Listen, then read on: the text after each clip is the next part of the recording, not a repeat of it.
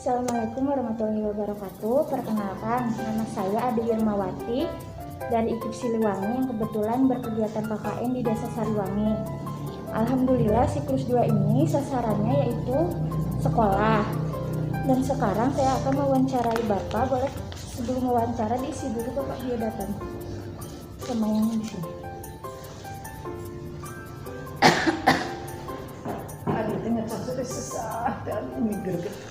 Itu nak di 14 Sebutkan beberapa cara untuk mengatasi dan mengurangi penyebaran COVID-19.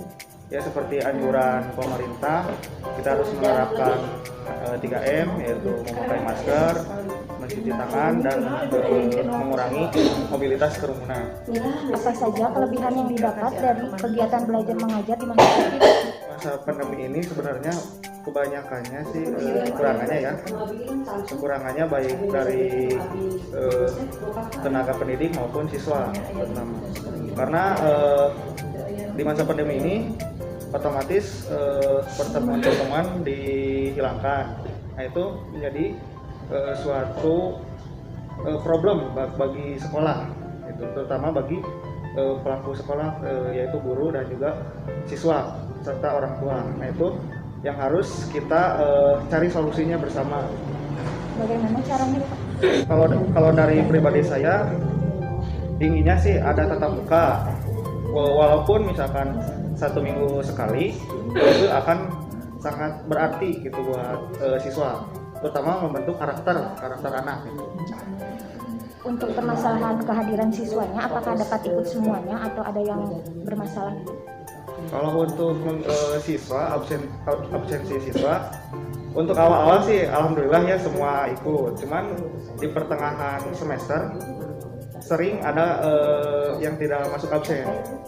Nah, itu setelah dicari informasinya ternyata tidak mempunyai kuota atau tidak adanya fasilitas di rumahnya. Solusinya seperti apa Bapak agar anak tersebut dapat mendapatkan pembelajaran yang seharusnya?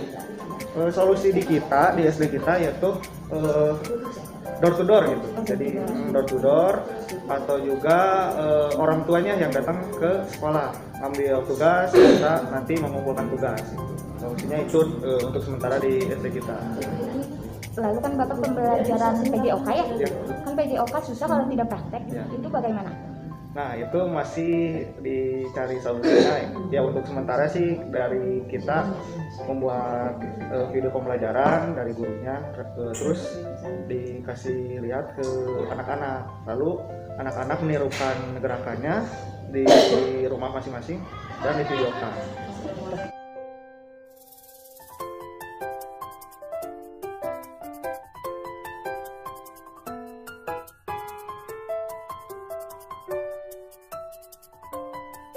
Assalamualaikum warahmatullahi wabarakatuh. Waalaikumsalam warahmatullahi wabarakatuh. Perkenalkan, nama saya Ade Irmawati dari IKIP Siliwangi yang kebetulan berkegiatan KKN di Desa Sariwangi. Nah, hari ini saya akan mewawancarai Ibu selaku wali kelas dari kelas berapa Ibu? Kelas 3 Kelas 3 di MI Jenjang. MI Jenjang Rigia. Sebelum mewawancara, alangkah baiknya Ibu mengisi biodatanya terlebih dahulu di sebelah sini.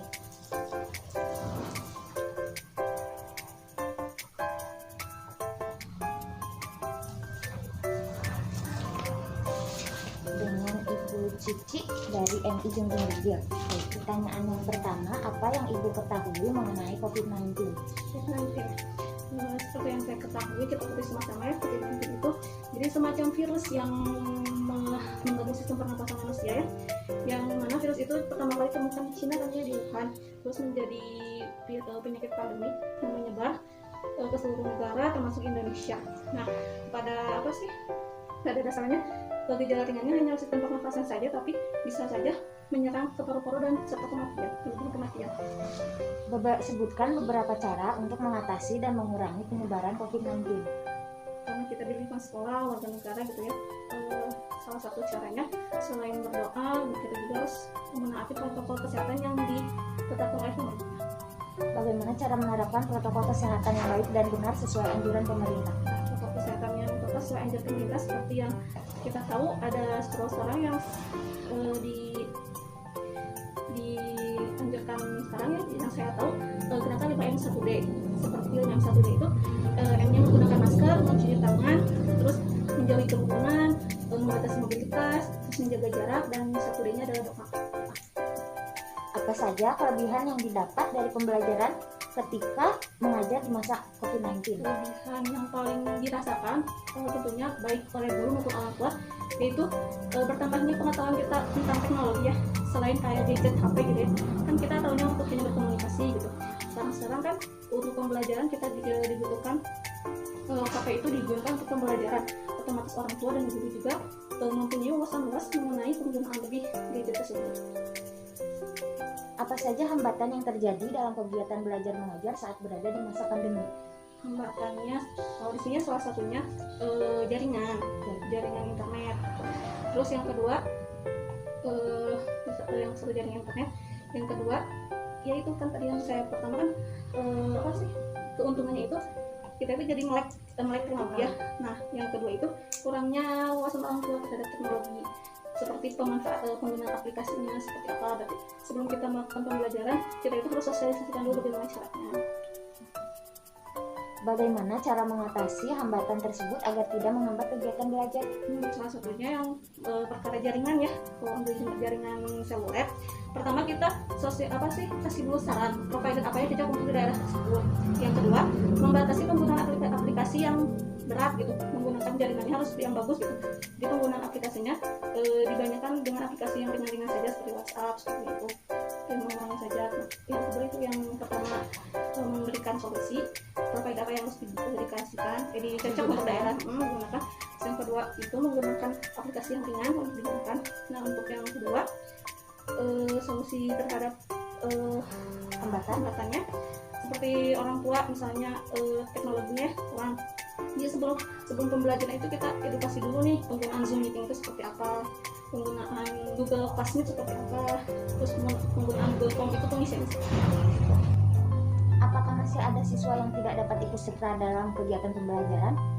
Nah, itu kalau siswa yang tidak dapat ikut pembelajaran online, ya alhamdulillah tidak. Kalau misalkan dalam penugasan seperti itu, kan pada dasarnya pembelajaran online itu kan pembelajaran interaktif antara guru dan murid ya.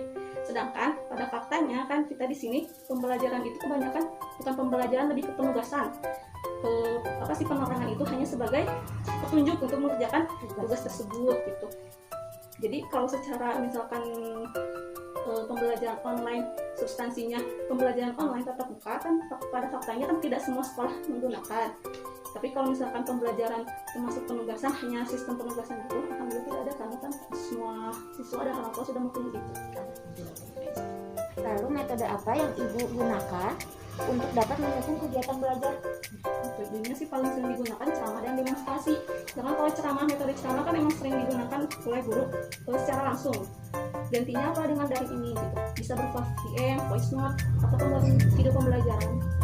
Yang kedua dengan demonstrasi. Nah, demonstrasi itu juga bisa dilakukan dengan media video gitu, digantikan. Kalau misalnya dengan secara langsung pembelajaran metodenya langsung kan dilihat oleh anak.